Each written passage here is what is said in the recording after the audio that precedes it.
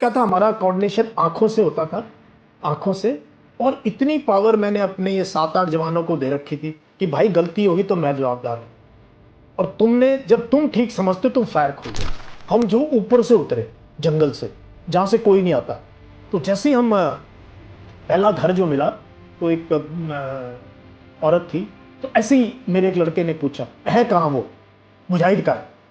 वो घबरा गई, वो मैं उसे ऐसे इशारा कर दिया ना कुछ, तो हमारे बंदों को उसकी शक्ल, उसके हाव भाव से पता लग गया भाई कुछ ना कुछ है, मामला आसपास ही।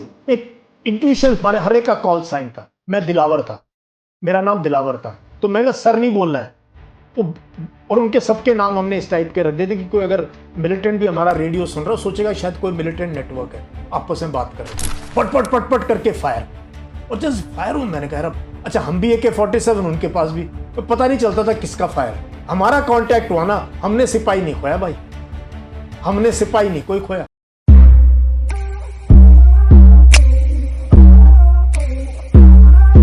नमस्ते सभी को, मेरा नाम है Dikshant Pilania. Welcome to India's most versatile podcast. आज हमारे साथ हैं एक ऐसे गेस्ट जो पैशन से साइकिलिस्ट हैं और अक्सर कहते हैं कि my second innings are for your first innings. आज हमारे साथ हैं मेजर जनरल यशपाल सिंह मोर। कैसे हैं सर? बहुत बढ़िया। आज हम जानेंगे वो ऐसा क्यों कहते हैं, इसके पीछे क्या मतलब है। उन्होंने अपनी जवानी के दिनों से लेकर अपनी पोस्टिंग तक जम्मू को बदलते हुए देखा है, वहाँ पर टेररिज्म पे बहुत एक मेजर रूप से काम किया है, उसके बारे में जानेंगे। मैंने कश्मीर तब देखा जब मैं 10th 11th में था। हाँ जी। और जो है मैंने एक बार NDA का एग्जाम भी श्रीनगर से दिया, क्योंकि मेरे फादर तब सेकंड गार्ड्स जो है श्रीनगर के पास एक जगह है खरू, वहाँ पे थी मेरे फादर की यूनिट। तो हम गर्मी की छुट्टियों में वहीं गए, वहीं से हमने अपना एग्जाम भी दिया। तो हम पूरा दिन श्रीनगर घूमते रहते थे। एग्जाम तो ऐसे ही देने, पास तो होना नहीं था, बट श्रीनगर का पूरा चक्कर लगाना। और तब हमने देखा, दैट वाज प्री, ये बात मैं कर रहा हूँ 1979-80 की, नहीं उससे भी पहले 78-79 की मैं बात कर रहा हूँ, 79-80 की, तब ये हालत में। उसके बाद मैं ऑफिसर बनने के बाद मैंने 3 साल काटे पुंछ रजौरी, सुंदरबनी, पुंछ रजौरी, डोडा पीर, गुलमर्ग, ये सारा इलाका मैंने जो है वो उस इलाके में मैं 3 साल रहा, पूरा लाइन ऑफ कंट्रोल में। वहां तब ये शुरू होने वाला था, बट पाकिस्तान के साथ रोज घमासान अक्रॉस द बॉर्डर चलता रहता, eyeball to eyeball contact. तो वहां 3 साल काटे। उसके बाद काफी वक्फे के बाद मैं दोबारा गया। तब ये सांबा, विजयपुर, इस सेक्टर में, ये 99 की बात है, जब कारगिल युद्ध वहां चल रहा था, कारगिल द्रास बटालिक एरिया में। हम यहाँ तैयार थे ऑफेंसिव ले जाने के लिए। तब मैं बहुत सीनियर मेजर था, स्टाफ कॉलेज वगैरह कर लिया था, एक ब्रिगेड का BM भी रह चुका था, बिल्कुल प्रमोशन के आसपास लेफ्टिनेंट कर्नल के। और उसके बाद ऑल ऑफ अ सडन मुझे मौका मिला, ये 36 RR में, राष्ट्रीय राइफल्स, गढ़वाल राइफल्स की यूनिट है, बेस्ट काउंटर इंसर्जेंसी फोर्स है इंडिया की, उसमें मुझे मेरी पोस्टिंग आई। सो वहां फिर मैंने बहुत कुछ, जो मैंने 16 साल में सीखा था और जो मेरे दिमाग में था, वो मैंने वहां जो है एक्सपेरिमेंट भी किया, सीखा भी, एक्सपेरिमेंट भी किया और कामयाबी भी ली। तो सारी चीजें जो है मेरे ख्याल वो मेरे लास्ट ईयर्स थे कॉम्बैट के। उसके बाद CO बनने वाले थे हम, वहीं पे लेफ्टिनेंट कर्नल में अप्रूव हो चुका था। तो that is how my connection with Kashmir is very deep and it's very close to my heart. मुझे जो चीज़ बहुत अच्छी लगती है वो आपका किस्सा बताने का तरीका, स्पेशली व्हेन यू सेड ठोको। Can you tell us some stories, क्योंकि आपने एक जर्नी देखी है जम्मू कश्मीर की। देखो, मैंने ना कश्मीर का पूरा रूप बदलते देखा है। हाँ जी। और पूरा का पूरा स्टेट में, और क्योंकि मैं मिलिट्री हिस्ट्री का स्टूडेंट भी रहा हूँ, लिखता भी रहा हूँ, पढ़ता भी रहा हूँ, तो बहुत सालों से मेरी रुचि रही है। तो मैंने J&K की हिस्ट्री जो है, 47 में क्या हुआ, फिर कैसे इंडियन आर्मी वहां गई, इंस्ट्रूमेंट ऑफ एक्सेशन कैसे साइन हुआ, 47-48 की लड़ाई कहाँ हुई, कैसे हुई, क्योंकि और मेरी यूनिट भी इन्वॉल्व थी, तो हमने अपनी यूनिट की हिस्ट्री में भी ये सब पढ़ा। तो मेरे को ना बहुत इस चीज का इल्म था और इस चीज का मुझे ज्ञान था कि ये कश्मीर जो है बहुत इंपॉर्टेंट पार्ट है इंडिया का। और कहीं ना कहीं लोगों के साथ यहाँ कभी कुछ, कभी पाकिस्तानी, कभी रेडर्स आ गए, कभी कुछ, मतलब इन लोगों की जिंदगी कोई स्टेबल नहीं रही है। और मुझे नहीं पता था कि मुझे भी कभी मौका मिलेगा कंट्रीब्यूट करने का कश्मीर के उसमें। तो किससे अगर मैं सुनाऊं तो पुंछ, क्योंकि ना कश्मीर को समझने की बहुत से लोग समझते नहीं है। जम्मू कश्मीर एक बहुत इंपॉर्टेंट हुआ, बट इसके ना रीजन बड़े अलग अलग हैं। एक तो है आप पुंछ राजौरी, वो है, फिर एक डोडा किश्तवाड़ है, टोटली डिफरेंट है ना। फिर एक जम्मू का रीजन है जहां हम सांबा, विजयपुर और ये सब इनकी बात करते हैं।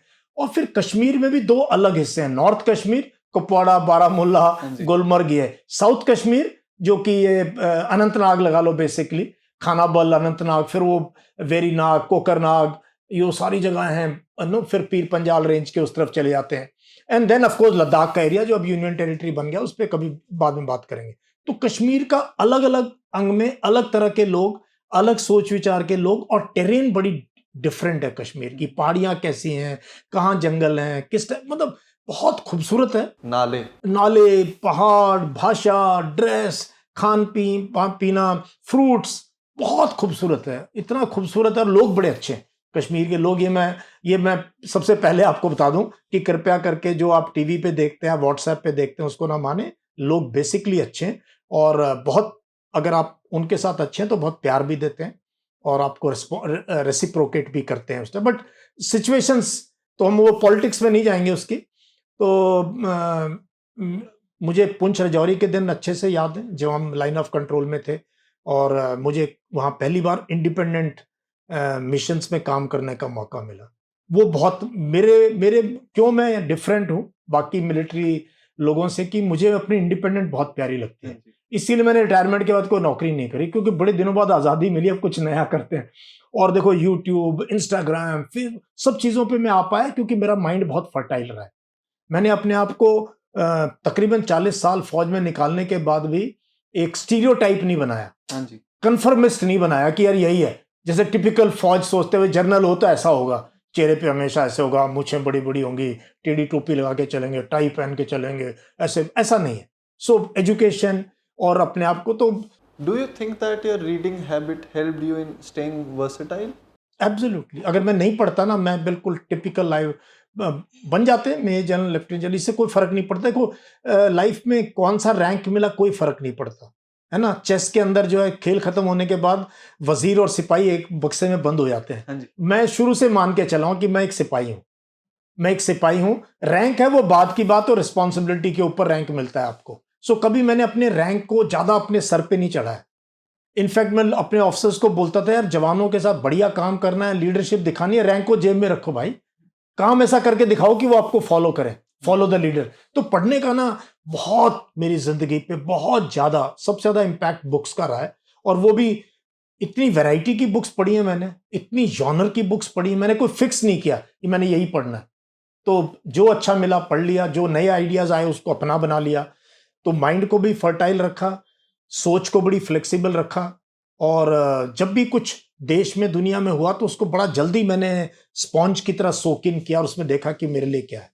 सर, आपने जम्मू कश्मीर में क्या ऐसा तरीका बदला जिससे आप इतने सक्सेसफुल मिशंस कर पाए, इतनी टफ टेरेन में, वो भी छोटी छोटी टीम्स के साथ? देखो ये एक मैंने कहा ना, मैं जब गया अनंतनाग में 36 RR में, तो मैं इंडियन आर्मी का सबसे सीनियर मेजर था।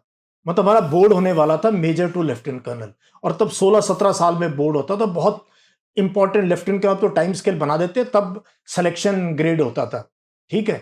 तो मैं उस वर्ष पे था, स्टाफ कॉलेज कर लिया, सारे कोर्स कर लिए, UN कर लिया, तो I was in top of the line military सोच के अंदर। तो वहां मैंने ये सोचा, देखा वहां पे जाके, मैंने कहा यार अगर मैं वही काम करूंगा जो SOP से चल रहे हैं लोग, वही पुरानी चीजें चल रही, तो फिर मेरा आने का क्या फायदा, इतना पढ़ने का, इतनी क्वालिफिकेशन लेने का क्या फायदा। और मैं यहाँ टाइम पास के लिए नहीं आया हूँ। तो इनफैक्ट मैं जब पहले दिन अपने CO थे हमारे, कर्नल विनोद रायजादा, ब्रिगेडियर से रिटायर हुए, बहुत बेहतरीन CO, मैं उनको हमेशा अपनी जिंदगी के टॉप 5 COs में काउंट करता हूँ। तो मैं उनके ऑफिस में गया, वो हैरान थे, यार इतना क्वालिफाइड ऑफिसर RR में क्यों आया, कैसे आ गया। तो मैं उनसे मिल रहा हूँ शाम के टाइम, पहला दिन है मेरा, और वो आए, उन्होंने शेक हैंड किया, बोला बैठो, तो मैं बैठ गया। तो उन्होंने बोला, यश यार तुम्हारा बड़ा अच्छा रिकॉर्ड ऑफ सर्विस है और तुम तो बहुत ब्राइट ऑफिसर हो, बट यहाँ कैसे तुम पहुंच गए। मैं कहा देखो सर, मैं यहाँ कुछ करने आया हूँ, मैं या तो तिरंगे में जाऊंगा या नाम कमा के जाऊंगा, मेरे पास बीच का कोई रास्ता नहीं है। मैं टाइम पास नहीं करूंगा कि अच्छा रिपोर्ट दे दी, ये दे दी, 1.5 साल का टेन्योर है, बोर्ड होने वाला है, जो एक सोच आ जाती है, बच्चे भी हो रखे थे, एक समय निकाल दूं बस, सबके समय निकाल दो यार, स्टैंप लगी, और बहुत से लोग करते भी है, स्टैंप लगी और आगे चलो। बट मेरे ये था कि कुछ नया करके जाना है, उसके लिए नई सोच होनी चाहिए। वो इतने खुश हुए, उन्होंने मेरे को जो है हक किया, उन्होंने कहा ये लाइन मैंने पहली बार जिंदगी में सुनी है, और उन्होंने मुझे उस दिन बोला, पहले दिन, कि तुम एक नहीं 2 अवार्ड लेके जाओगे यहाँ से। मैंने कहा सर मैं तो अवार्ड देख ही नहीं रहा हूँ, मैं तो कर्म करने आया हूँ। मुझे एक्चुअली कभी भी मैंने अवार्ड की तरफ नहीं देखा, ना कभी लॉबी किया जी ये अवार्ड दे दो। मैंने कहा जो मिल जाएगा ठीक है, जवानों को मिलना चाहिए। तो जब हम पहुंचे वहां पे, तो मैंने देखा वहां पर जो जिस टाइप के ऑपरेशन होते थे, ये बात है 2001 की, मिलिटेंसी का एक पीक था वो भी।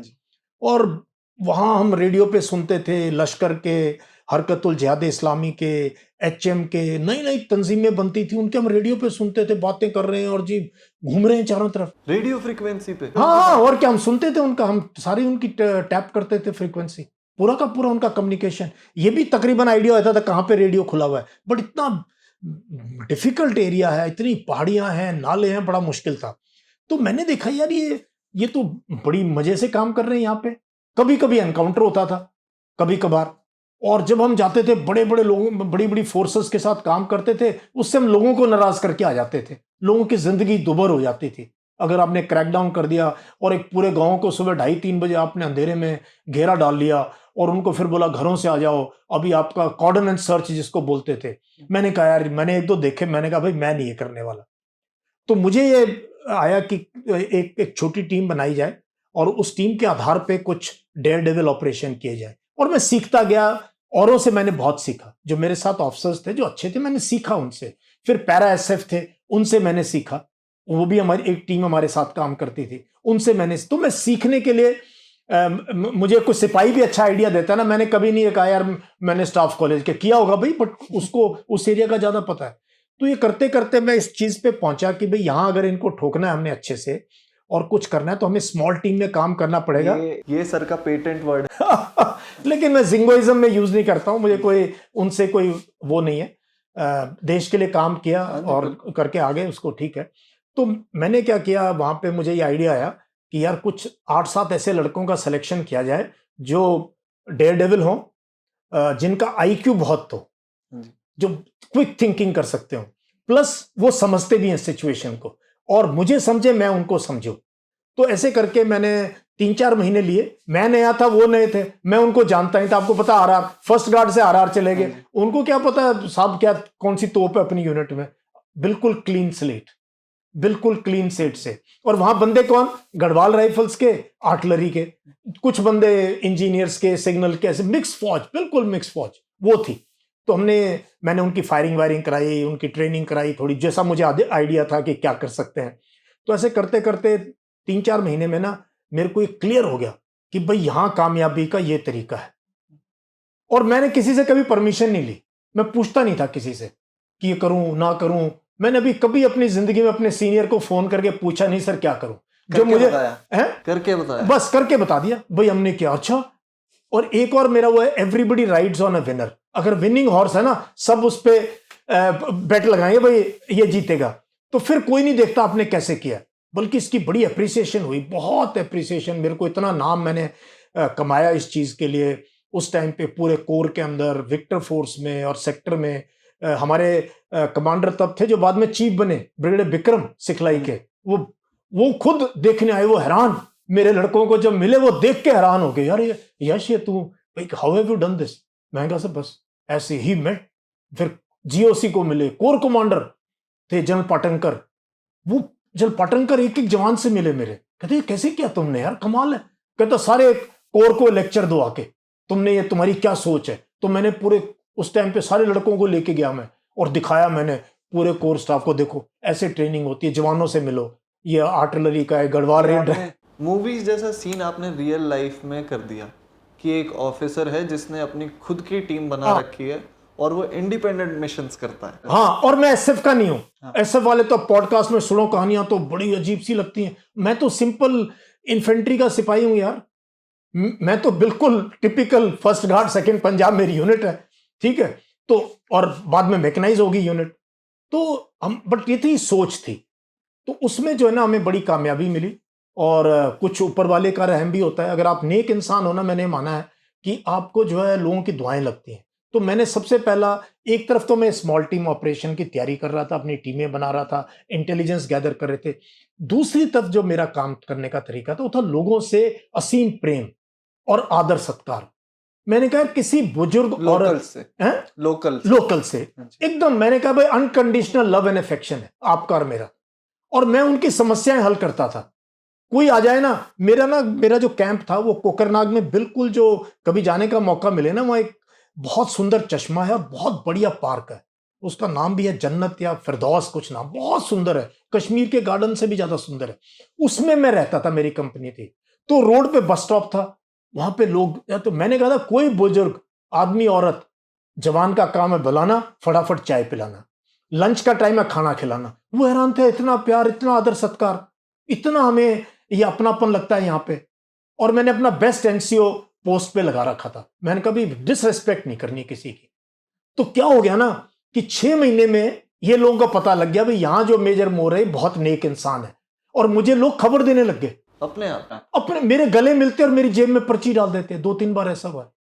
मैं अखबार मंगाता था, लोकल अखबार, उस अखबार में कई बार मुझे मेरा एक दोस्त बन गया, वो उसमें पर्ची डाल देता था हाथ से लिखी हुई कि फलाने फलाने घर में, फलाने फलाने मोहल्ले में मुझे खबर है कि लश्कर के लोग हैं।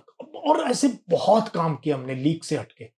और ये मैं आज भी कह रहा हूं, ये मैं 20 साल पहले भी कहता था, और 20 साल बाद भी ये बात सही रहेगी कि centre of gravity in any insurgency terrorism is people. जब तक लोगों के दिल नहीं जीतोगे, आप जो मर्जी टीवी ये वो पॉलिसी बनाए जाओ, कुछ नहीं होना है। You have to win over people, और लोगों को जीतने का तरीका दिल से होता है। वो उनकी जगह है, अगर वहां जीतना है तो उनका दिल जीतना पड़ेगा। कितनी सुंदर सोच है। दिल जीतना पड़ेगा, कुछ काम ऐसे करने पड़ेंगे, ठीक है, कभी कभी बैकलैश होगा, कभी लोग कहेंगे नहीं, वो कोई बात नहीं, इतना हमारे पास जज्ब करने का वो है। तो उसमें जो हमें बड़ी कामयाबी मिली, हमने बड़े बड़े जो है मिलिटेंट्स को ऐसी ऐसी जगह जाके मारा, वो समझ भी नहीं सकते थे, वो डर गए। जो फियर हमने क्रिएट किया ना, उनका मेंटल डिसलोकेशन कर दिया हमने मिलिटेंट्स का, ये मुझे लगता है, और लोगों का दिल जीता। और जब मैं आया वहां से, लोग सड़क पे, जिस दिन मैं छोड़ के आया वहां पे, मैंने कहा भाई अनाउंस कर दो मेजर मोर अब लेफ्टिनेंट कर्नल बन के जाने वाला है। और वहां पे लोग माला लेके खड़े रो रहे थे कि सर आप क्यों जा रहे हो, आपने हमें इतना वो किया है।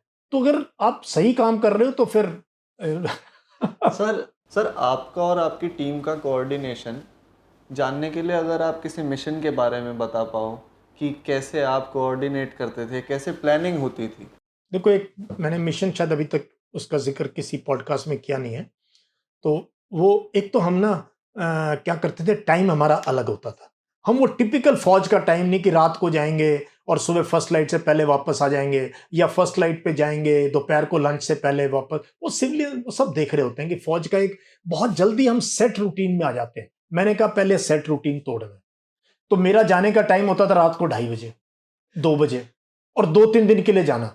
सामान अपना रख लिया, अब गए तो 2-3 दिन के लिए गए। और तब ना मोबाइल था, ना कोई खास ऐसा कम्युनिकेशन का, कोई बहुत ही रूडिमेंट्री सिस्टम था। तो हमारा कोऑर्डिनेशन क्या था, एक तो हमने रूटीन को तोड़ा तो उनको पता नहीं कब आ जाए।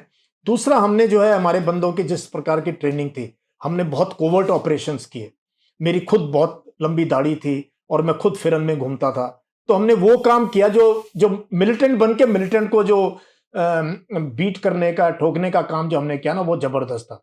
तो एक और हम क्या था, हमारा कोऑर्डिनेशन आंखों से होता था, आंखों से।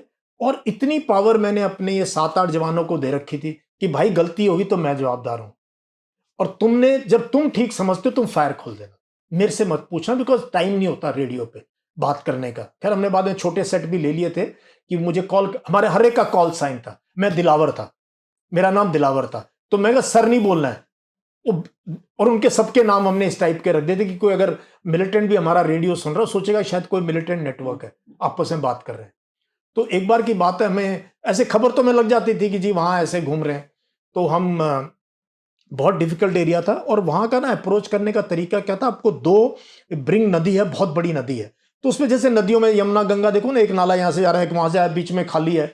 तो उसमें 2-3 जगह आपको पार करके उस गांव में पहुंचना होता था। तो जो जब आप नाला पार करते हो, उस पर कोई फुट ब्रिज रखा है या कोई बड़ा लॉग रखा है, तो वो 10 किलोमीटर से 5-7 किलोमीटर से पता लग जाता है फौज आ रही है। वो गांव, क्यों गांव जो है ऊपर है और नाला आप पार करके फिर जा रहे हो ऐसे करके। टिपिकल कश्मीर के गांव, वैली बनी हुई है और बाउल के अंदर गांव है और उसको पार अपने नाले से जाना है वहां। तो हमने जो है दोपहर का, मैंने कहा यार यहाँ की बड़ी खबर आती है, तो जवान ही सजेस्ट करते थे, मैं उनकी बताओ भाई क्या करना है, अच्छा तू बता, अच्छा सर ऐसे करेंगे, सर ऐसे मगर ठीक है भाई, अभी तेरा प्लान सही है, ऐसे ही करेंगे सारे इसके। ऐसे हम बैठ के ना बात करते थे, ऐसे प्लानिंग होती थी। तो ठीक है, तो मैंने कहा लेकिन वो नाला पार करके नहीं जाएंगे भाई, क्योंकि पता लग जाएगा। बोला ठीक है। तो हमने ना जो 1.5-2 किलोमीटर का रास्ता था, हमने 20 किलोमीटर या 10 किलोमीटर का सर्किट लिया, लंबा रास्ता पीछे से, जहां से कभी कोई नहीं गया, बिकॉज सरप्राइज देना है ना भाई। अगर सरप्राइज आपको नहीं, हम आपके पास, आप कितनी ही फौज वहां कर दो, वो छुप जाएगा कहीं, वो तो चूहे की तरह बिल में घुस जाएगा। आप ढूंढते रहो, थक हार के गुस्से में वापस आ जाओगे, मिलेगा नहीं। और मक्की की फसल हो जाती है कई बार, पत्थर, मतलब 5-7 आदमी तो ऐसे गुम हो सकते हैं वहां पे। तो हमने जो है दोपहर को हम गए, हमने डिफिकल्ट रास्ता लिया और जो है अचानक गांव को वहां से अप्रोच करने के बजाय, जहां से लोग आते जाते हैं, हम जो ऊपर से उतरे जंगल से, जहां से कोई नहीं आता। तो जैसे ही हम पहला घर जो मिला, तो एक औरत थी, तो ऐसे ही मेरे एक लड़के ने पूछा, है कहाँ वो, मुजाहिद का है। वो घबरा गई, तो मैं उसे ऐसे इशारा कर दिया ना कुछ, तो हमारे बंदों को उसकी शक्ल, उसके हाव भाव से पता लग गया भी कुछ ना कुछ है, मामला आसपास ही है। एक इंट्यूशन थी, फेस वो पकड़ के वो घबरा गई। आप लोग यूनिफॉर्म में थे? कुछ आधे यूनिफॉर्म में थे, आधे ऐसे थे, मतलब मिक्स था, ये मिक्स्ड वाला ऑपरेशन था ये। तो उसने ऐसे किया, तो उसने, उसका क्विक माइंड, वो 4 लोग थे मेरे जो, मैं पीछे वाली पार्टी में था, मैं थोड़ा दूर था। तो उन्होंने सोचा भाई इसने ऐसे किया तो इसका मतलब अपोजिट चलो, इसने इमीडिएटली शायद झूठ बोला उनको भी। तो उन्होंने उन्होंने दौड़ लगाई नीचे, उन्होंने देखा नीचे एक नाला जिसको हमें पता भी नहीं था, वो नाले की तरफ बस इंट्यूशन से घुस गई। जैसे ही वो नाले में घुसे ना, फायरिंग शुरू हो गई। अब मैं 200-300 मीटर दूर हूं, बट 200-300 मीटर पहाड़ में काफी होता है डिस्टेंस। पट पट पट पट करके फायर, और जस्ट फायर हूं, मैंने कहा अच्छा हम भी AK-47, उनके पास भी, पता नहीं चलता था किसका फायर है। हमारे वाले चला रहे हैं कि वो चला रहे हैं? हाँ, और क्या होता था ना कि जब फायर खुल जाए ना, ये खुशी मिलती है कि कांटेक्ट हो गया भाई, मेहनत कामयाब होगी, जो इतना धक्के खा के आमना सामना हो गया। और हमारा रिकॉर्ड है, हमारा कांटेक्ट हुआ ना, हमने सिपाही नहीं खोया भाई, हमने सिपाही नहीं कोई खोया। ये मेरी टीम का रिकॉर्ड ना, कभी भी नहीं, कांटेक्ट में कभी भी नहीं हमने सिपाही खोया। ये हमारा रिकॉर्ड था। इतनी ट्रेनिंग थी, कट कट फायर हुआ, उनको पता था भाई इसने यहां आड़ लेनी, इसने पीछे से कैसे जाना है। तो हमें जैसे वो हम दौड़े, तो हमने जो है फटाफट, कितने थे, 4 वो 4 हम, 8 लोग थे, और वो 2 मिलिटेंट थे, और कम से कम 2-2.5 घंटे को पत्थरों के पीछे छुपे थे। तो वो ऊपर निकलते, तो जब हमने बाद में वो ऑपरेशन सक्सेसफुली किया, तो हमने 2 मारे, उनमें से एक कंपनी कमांडर था, दोनों लश्कर तोयबा के थे, और मैक्सिमम गोलियां उनके इस पोर्शन में लगी हुई थी, ऊपर ऊपर ऊपर ऊपर, बिकॉज जब भी वो फायर करने के लिए आते तो पट गोली लगती उसको।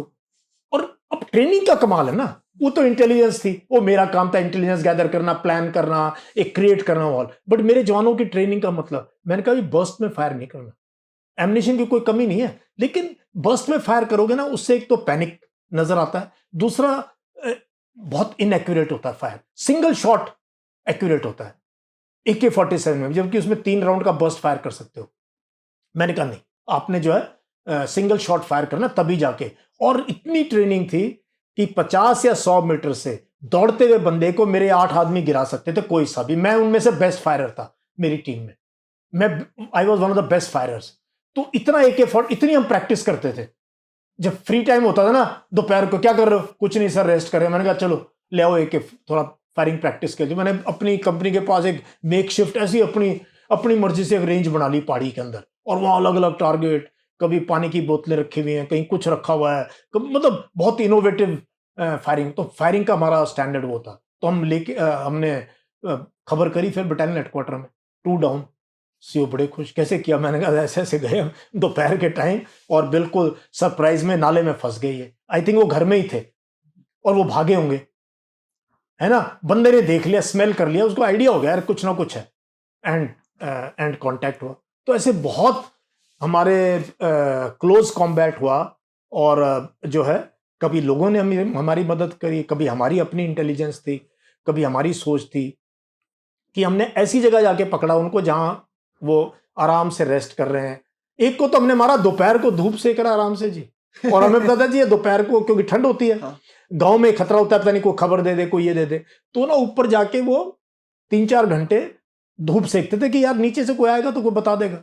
वो लोग पिकनिक कर रहे हैं और आप लोग पहुंच गए। और हम पहुंच गए, हमने घेर लिया और फिर हम रुकते नहीं थे, जो है ना। तो वो छोटी छोटी जो टैक्टिक्स है, छोटी छोटी जो ड्रिल है कि अपनी सेफ्टी करनी है, अपने बंदे को बचाना है, और जो है सक्सेसफुल ऑपरेशन करना है। एलिमिनेट करना है मिलिटेंट। हाँ, उसको एलिमिनेट करना है भाई, उसका उसका काम वहीं तमाम करना है। उसके लिए कोई मर्सी नहीं, लोगों को तंग नहीं करना है। ये नहीं कि तुम्हारे घर में थे, तुम क्या कर रहे थे, अब घर तोड़ दो, अभी ये कर दो, वो मैंने कभी नहीं किया। वो मैंने कभी भी किसी को इस चीज के लिए तंग नहीं किया। पता भी लग गया हमें, हम नजर रखते थे, हाँ भाई कौन है सपोर्टर, उनकी लिस्ट थी हमारे पास, हम कहते थे भी जरा नजर रखो, पुलिस से भी शेयर करते थे, पुलिस वाले भी बताते थे, आईबी वाले भी बता देते थे, सर ये घर है, जो हम कहते ठीक है कोई बात नहीं, कभी ना कभी फंसेगा। सर आपकी स्टोरीज इतनी डेयरिंग है, कभी ऐसा हुआ कि आपने किसी को बताया और वो बोले कि ऐसा तो हो ही नहीं सकता? नहीं, हमारी तो सक्सेस, तो जो है सक्सेस का अरोमा तो मिनटों में जाता है पूरे हमारे 1 सेक्टर हेडक्वार्टर। नहीं, किसी सिविलियन को आपने बताया हो और वो बोले कि कितनी झूठ बोलते हैं ये फौजी? सिविलियन से ऐसा कोई हुआ नहीं है, क्योंकि बहुत कम, मैं जनरली बहुत उसको मेलो डाउन करके बताता हूँ। मैं कोई ज्यादा, आप कभी भी मेरी बहादुरी की मैं कभी वो नहीं करता, मेरे जवानों की बहादुरी थी, वो नहीं होते तो मेरी टीम के बिना मैं क्या हूँ, कुछ नहीं हूँ। तो इंडिविजुअली मैंने कभी अपने आप को ये नहीं सोचा कि मैं कोई फन्ने खाऊं। मेरा काम एज ए लीडर है इनको प्रोटेक्ट करना, उनको एलिमिनेट करना, और उसके लिए मेरा माइंड काम करते रहना चाहिए। I have to be alert, I have to be flexible, I have so much this thing, and coordinate करना कि अगर फंस गए और रीइंफोर्समेंट चाहिए तो मेरा काम है ना कोऑर्डिनेट करना बटालियन हेडक्वार्टर के साथ, उनको बताना। सर आपने इंडिया को रिप्रेजेंट किया, इंडियन आर्मी को रिप्रेजेंट किया काफ़ी कंट्रीज़ में, उनमें से एक रही बांग्लादेश। उस पर मैं बात करना चाहूँगा because we all know the current situation of Bangladesh. उनके पीएम भाग गए। नहीं, देखो रीजन क्या है बांग्लादेश का ना, एक तो आप अगर उनका इतिहास उठा के देखो, हाँ जी, जब ईस्ट पाकिस्तान बना ही था तभी जो है इनका 1950s में ही उर्दू लैंग्वेज को लेकर ढाका यूनिवर्सिटी में स्टूडेंट्स ने जो है पाकिस्तान के घुटने टिकवा दिए थे। हाँ जी। तो ये, और अभी भी स्टूडेंट एजिटेशन है ये कोई जमायतीज का इनका एजिटेशन, जो हमारा मीडिया मत देखो, जो हमारे मीडिया में जो व्हाट्सएप पे सारी फेक वीडियोस थी जो हमारे सिस्टम में चल रही थी। तो वहां ये पहली बार स्टूडेंट एजिटेशन है। स्टूडेंट एजिटेशन क्यों हुआ है, कैसे हुआ है, ये 6-7 महीने से चल रहा था वहां, और शेख हसीना ने जबरदस्त काम किया। ठीक है, जीडीपी बढ़ गई, इन्फेंट मोर्टेलिटी में भारत पाकिस्तान से बेटर कर रहे थे, rising economy, readymade garment sector, pharmaceutical sector, IT sector, और मैसिव कंस्ट्रक्शन। गरीबी से जिस प्रकार बांग्लादेश ने अपने लोगों को उठाया, बहुत कम लोगों ने वो किया, तो एक डेवलपिंग नेशन। अच्छा, उन्होंने इंडिया के साथ, चाइना के साथ सबका बैलेंस करके रखा हुआ रिलेशनशिप को, रशिया से भी ले रहे हैं, चाइना से भी ले रहे हैं, इंडिया सबके साथ।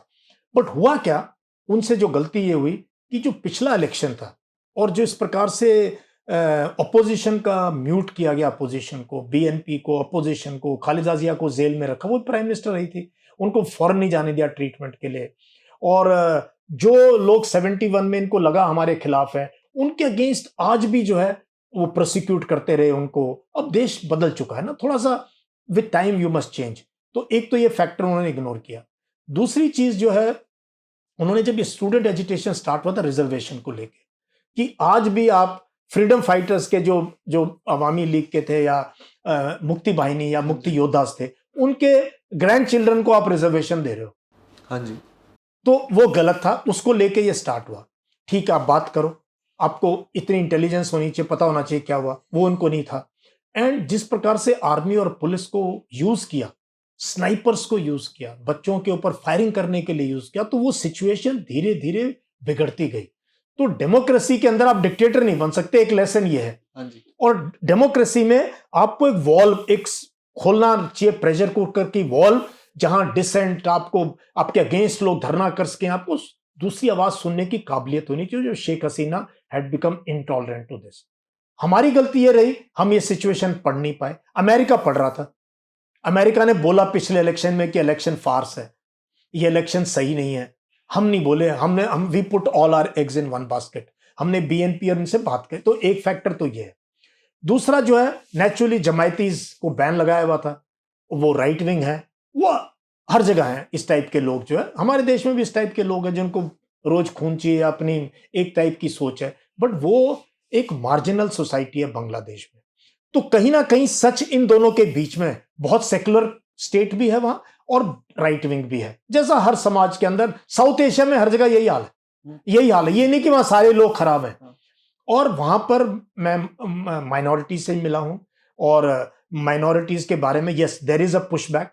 माइनॉरिटीज को मंदिर भी तोड़े गए हैं, उनकी प्रॉपर्टी पे भी हुई है, कुछ लोगों को मारा भी गया। Hindus are minority over there, yes. हाँ, हिंदू वहां माइनॉरिटी पे, बट वेल टू डू भी लोग हैं। लेकिन ज्यादा लोग अवामी लीग के मारे गए, ज्यादा लोग जो है अवामी लीग के मिनिस्टर्स और उनके घर जलाए गए हैं।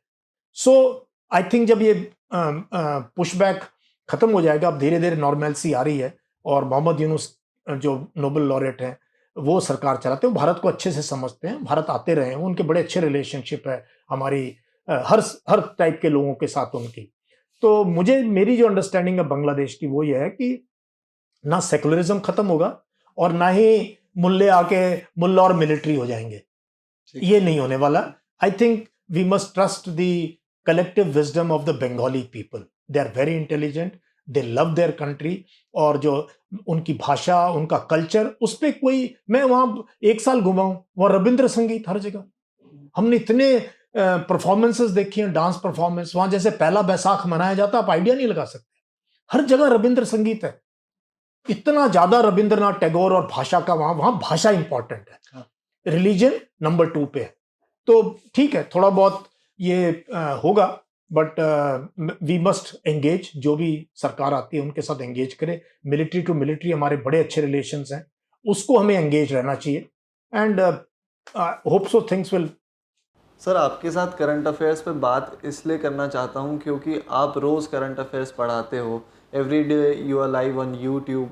अभी रिसेंटली एक रेप केस हुआ, उसके बारे में एक आर्मी ऑफिसर को क्या लगता है?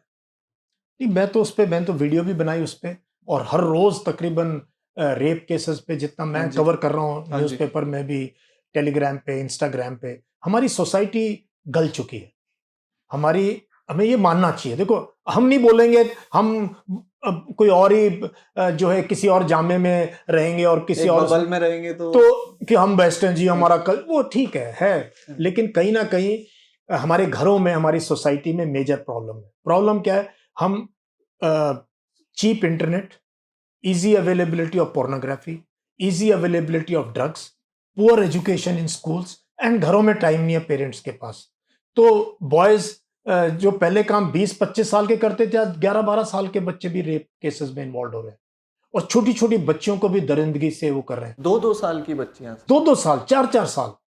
तो क्या हो रहा है? ये सरकार को ब्लेम करना जी, को लॉ ले आओ। लॉ तो हमारे पास सबसे अच्छे हैं, लॉ तो हम सारी दुनिया को बता दें भाई हमसे लॉ ले लो। लॉ की कोई कमी नहीं है हमारे पास कमी है तो इम्प्लीमेंटेशन की है और सोच की है।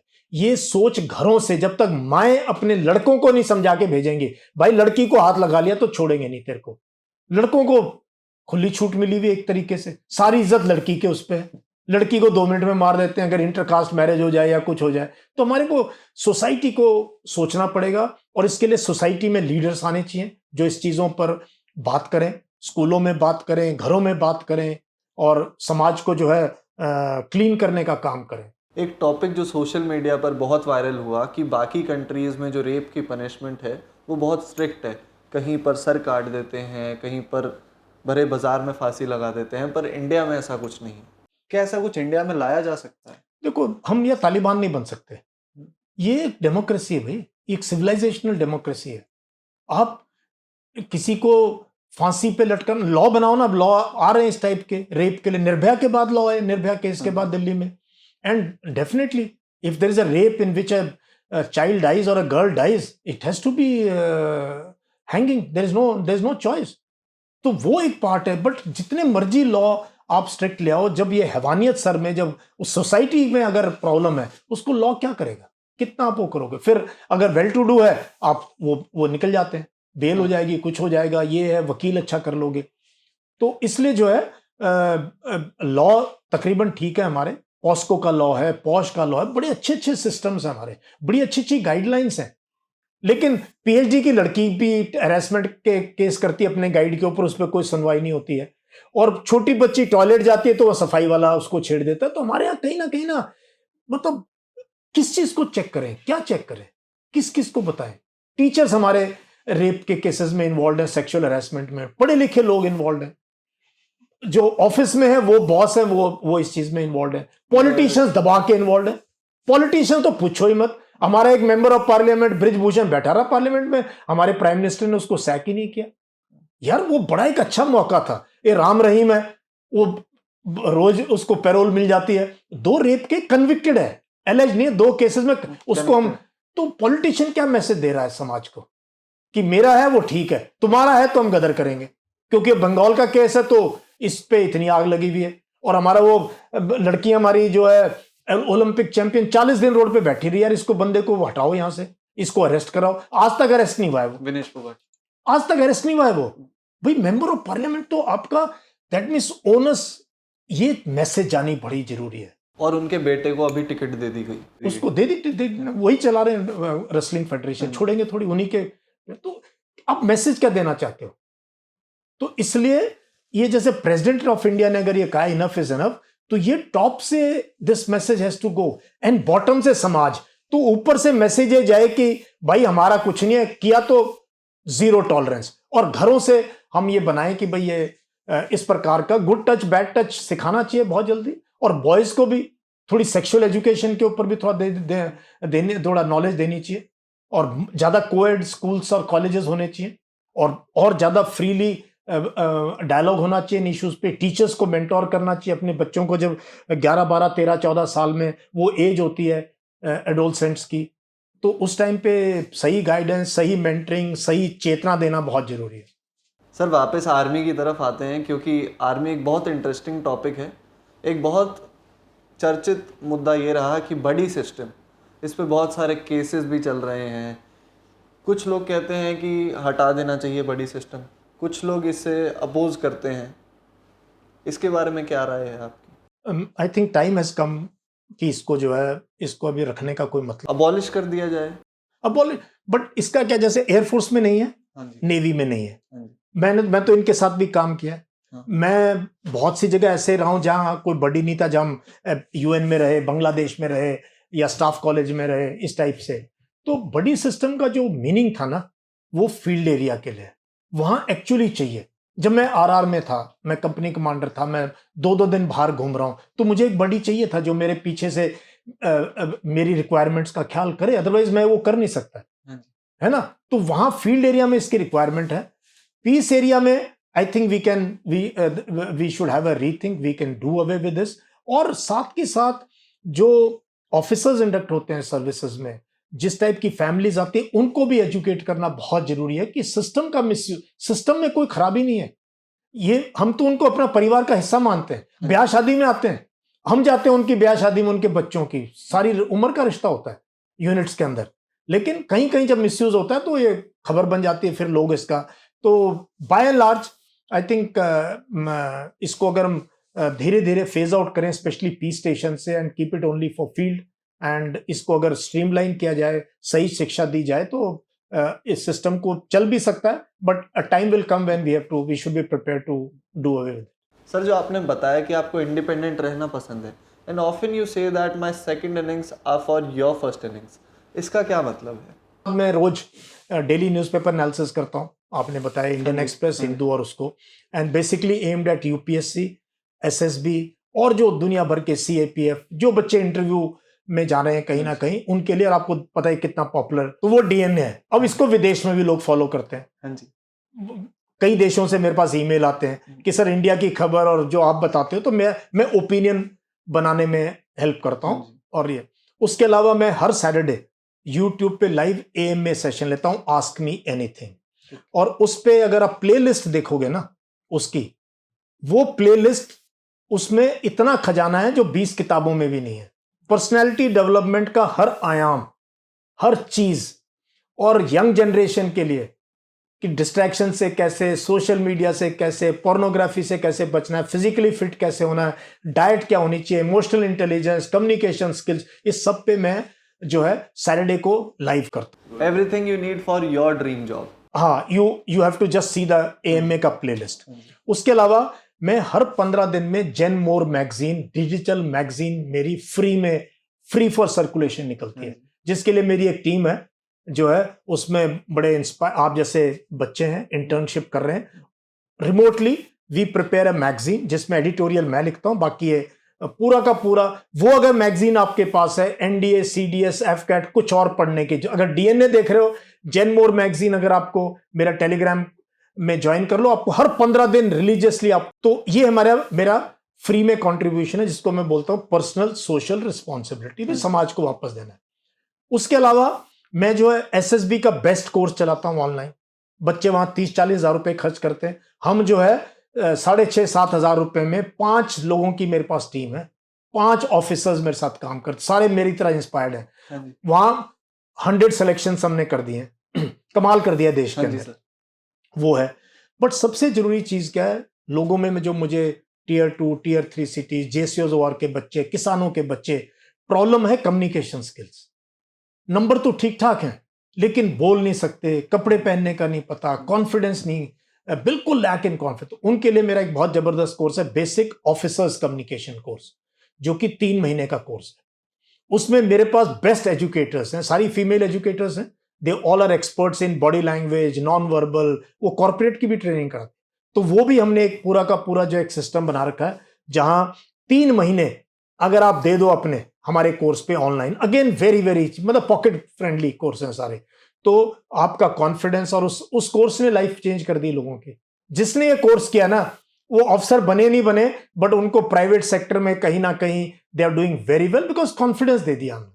हाथ कैसे मिलाना है, बात कैसे करनी है, एंड इंग्लिश के बिना कोई गुजारा है नहीं, you just can't survive, you will not get any job, है ना। तो ये ऐसे करके मैं ऑनलाइन एक पूरा डिजिटल स्कूल हमने बना दिया है, एक डिजिटल यूनिवर्सिटी हमारी चलती है। Thank you so much sir, बहुत अच्छा लगा आपसे बात करके, जान के बहुत सारे करंट अफेयर्स के बारे में, और स्पेशली आपकी जम्मू कश्मीर की स्टोरीज, जहां आपने इतनी बहादुरी से लड़ाई लड़ी, इतना अच्छा टेन्योर बिताया और एक भी जवान नहीं खोया।